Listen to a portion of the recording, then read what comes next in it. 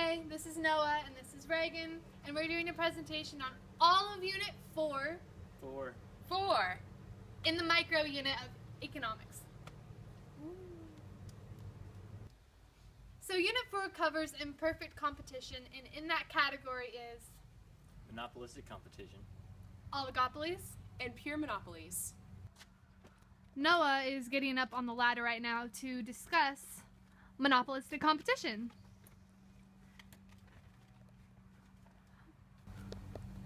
Now that Noah is situated on the ladder, he can continue his presentation on monopolistic competition.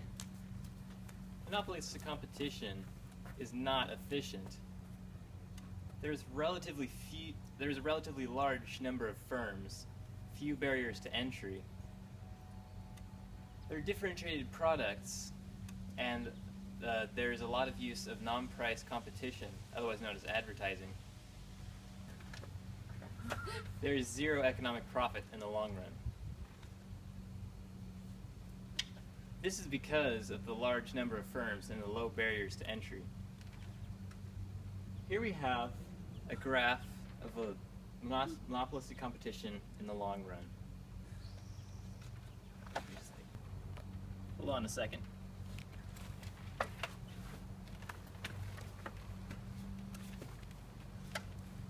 Here we have a monopolistic competition in the long run. There is a difference in long run and short run in monopolistic competition because of the low barriers to entry. If a firm is making a profit because the average total cost is below demand, in the long run more firms will enter, causing the demand to shift, which will cause no economic profit in the long run.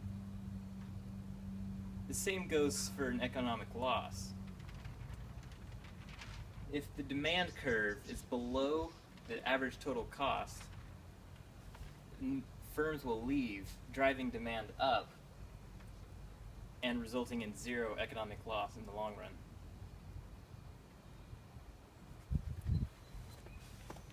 That was really good. That was Thank really you. good. Yeah, you're welcome. Good job, good job.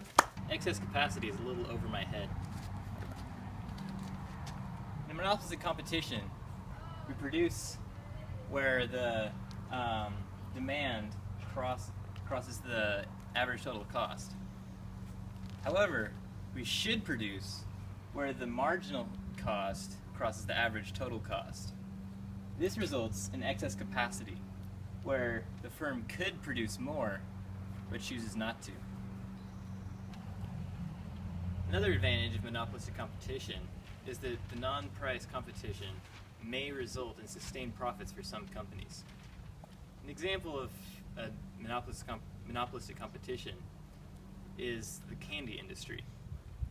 For example, there are Kit Kats and, say, Skittles. The differentiated products, but if one costs too much, you're just going to buy the other one. And this concludes Noah's presentation on monopolistic competition. So now the next category we're going into is oligopolies. Oh.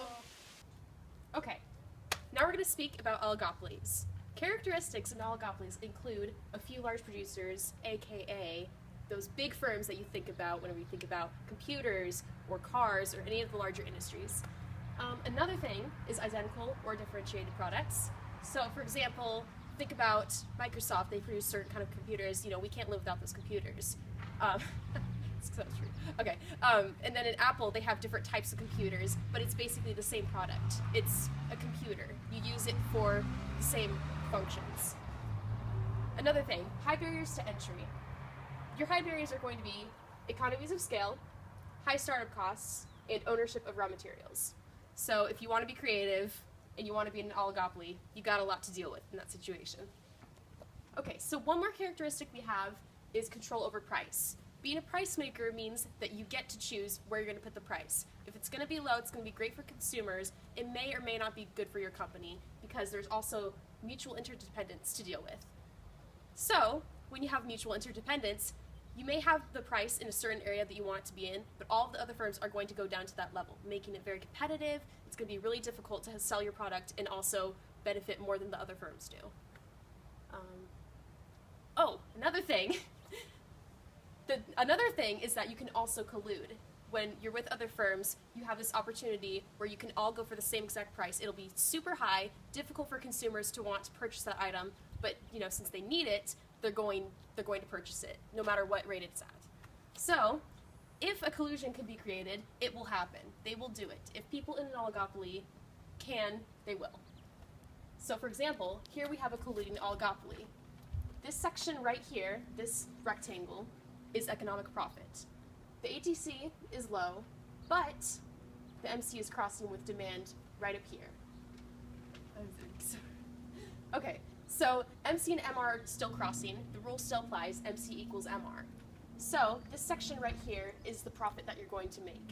The reason why there's an economic profit right here is because since that price is so high, people are going to buy that. People are going to buy at this level because that's what the firms will raise it to.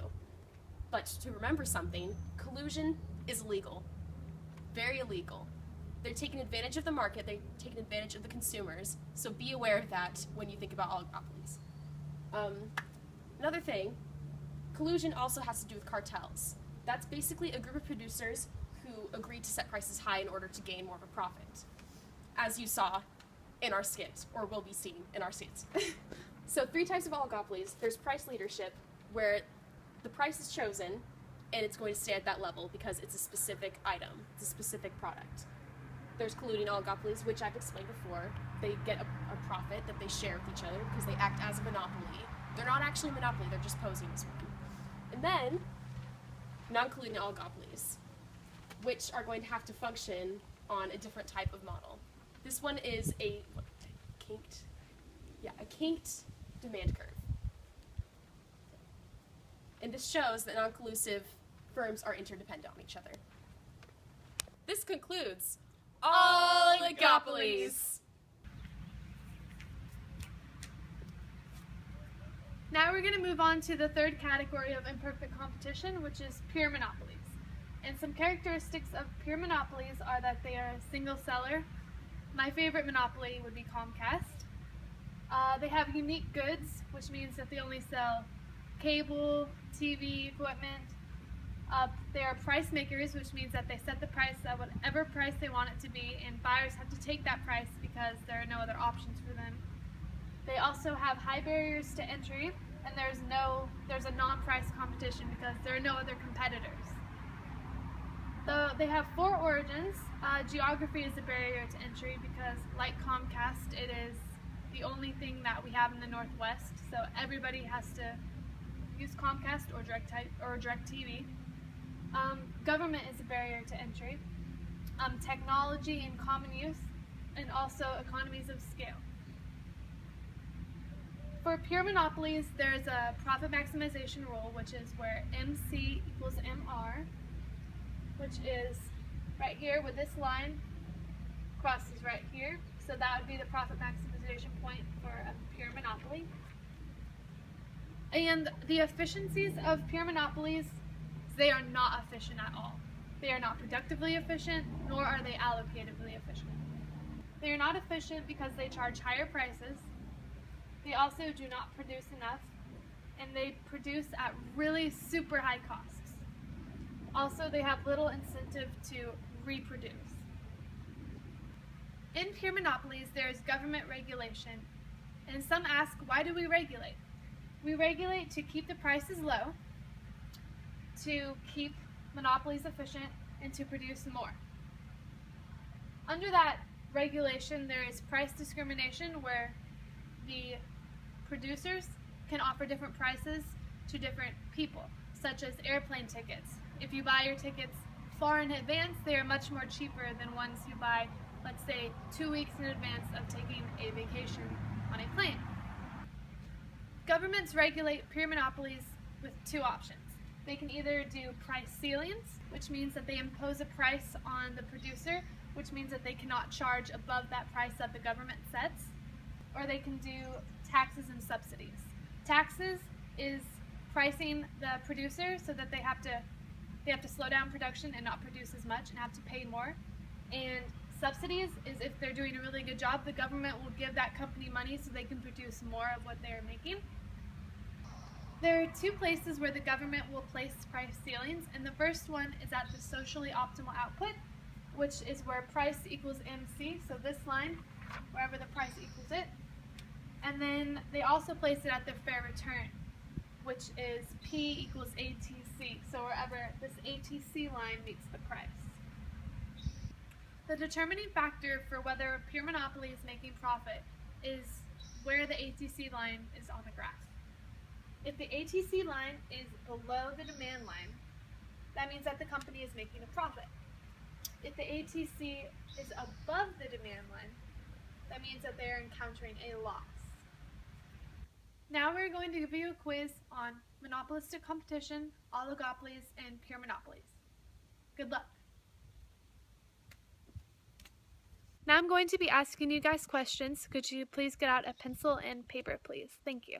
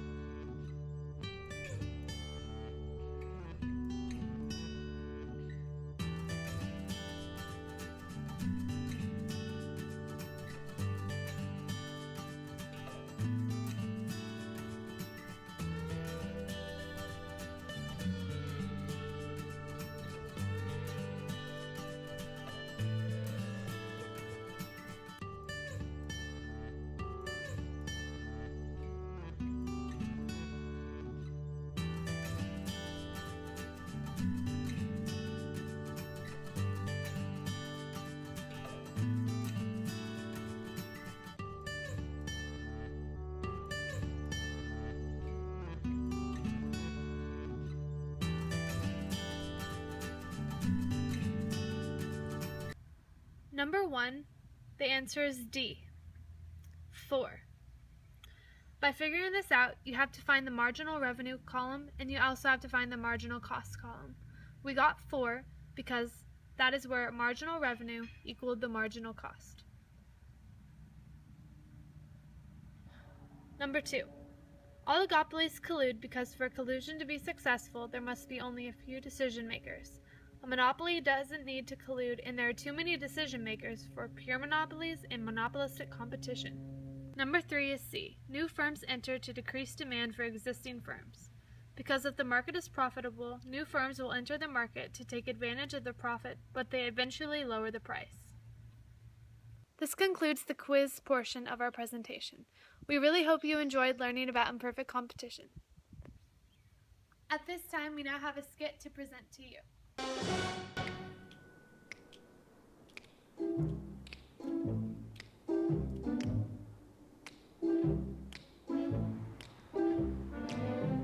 Beautiful day. It's a great day. Selling some tulips today? Yeah, I'm selling my tulips. Are you selling your tulips? Selling my tulips. How much you pricing them for? sell them $5.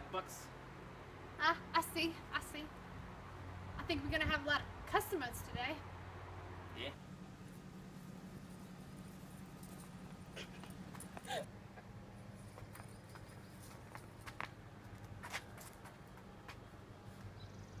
So what are you guys selling today? Selling some tulips. You know, my tulips are the best. I got rainbow colors. I got colors you ain't even seen. These tulips, they are exotic. They are from Argentina. They are beautiful. You will never find any tulips in the world like these tulips.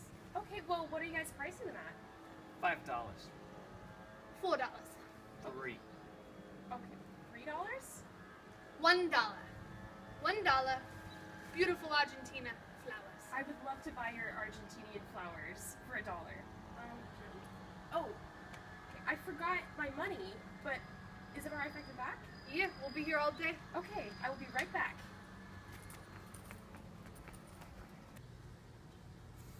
I can't afford this. No, they're getting too low, dude. We gotta jack them back up there. We could both sell them for $10. I think we could just scrape by. Okay, $10 each. Right? Alright, so I have my money. So you said it was $1 for your tulips? $10. But what happened to $1? You know, it's the economy. You know, our prices are raised, and we gotta raise our prices for you. It's messed up. Government moves fast. Oh, okay, well, I didn't bring $10, so is it alright if I come back again with more? Definitely. Okay, thank you. This is working great. I know, right? What do you say we lift it up to like 30?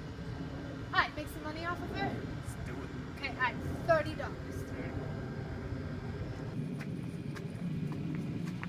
Okay, so you said it was $10 this time for the tulips? $30. But you raised the price from 1 to 10 and now it's 30? Yeah, man, you know, taxes. Taxes. Oh. It's rough. So what are yours priced at? 30. You are not gonna find any tulips on the block, like my tulips or Tony's tulips, but still. Okay, well, I was hoping to pay less. Do you think you could do something for me where I can charge less? Sorry, that's as low as we're gonna go. Okay, well, It's Mother's Day this weekend. Wouldn't you think your mother would like some great that's flowers? true. My mother is very sick right now. Okay, well, okay, I guess I will take the Argentine flowers. I apologize, Tony. Thank you. Thank you. Have a good day. You too. Alright. 15 for you, 15 for me. Beautiful. Same place tomorrow. See you then.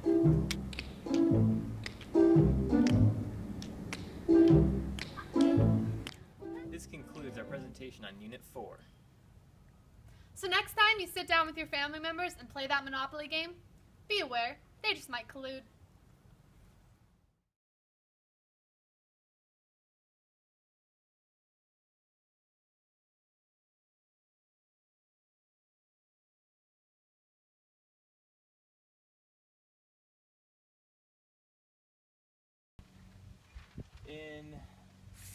In Monopoly competitions, they have I'm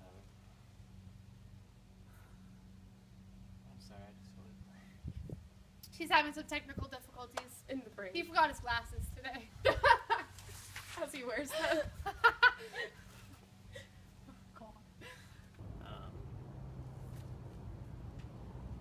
yeah, I'm sorry. No, it's okay. Just look at that real quick. In the Totally long got it. run. Everybody do it. Oh! Oh! We got that. Oh! And with startup costs, it takes a lot of money to be able to produce a product. Can we just stop right there? No, that was really... The ATC line has to be below the AR line. That's so not right. I'll be asking you now 3 questions, so it'd be great if you guys could get out a... Oh my god, there's a bee! Now I'm going to ask you questions, so could you please get out a pen and a pencil? Beautiful day. beautiful day.